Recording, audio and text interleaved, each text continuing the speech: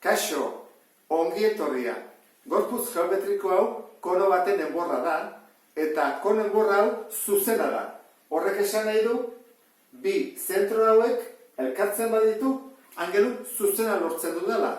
Hori da ingo dudana, elkartu bi eta 6 erradioaren zentroak, eta lortzen dut trapezio bat.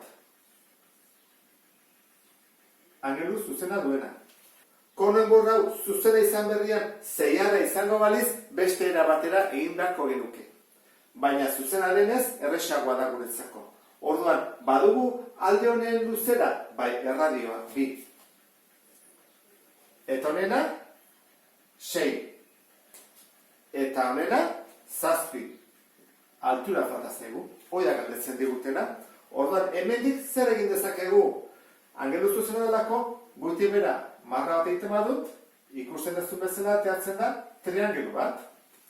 Triangelu honen aldea badakigu 7 dela. Hau, altura izaten jarraitzen du, ezta? Eta falta zaigu zati hau. Zenbat izango da hori? Hau baldin bada pi, hau ere bi da. Horra, hau zenbat izango litzake 4. Beraz, hori 4 da. Lortu dugu triangelu angelu zuzen bat, eta datu bat bakarra falta zaiguna galdetzen digutena. Altura. Orain, jakin bat dugu, katetoa den edo hipotenusa. Luzena da altura? Ez. 7 hori da luzena. Horregatik, 7 hori da hipotenusa. Jarriko dugu 7 berdin, altura berdin, gehi 4 berdin. Hau 49 da, eta hau 16. 16 batutzea dena, kentzen pasatzen badugu, gelditzen zaigu horrela.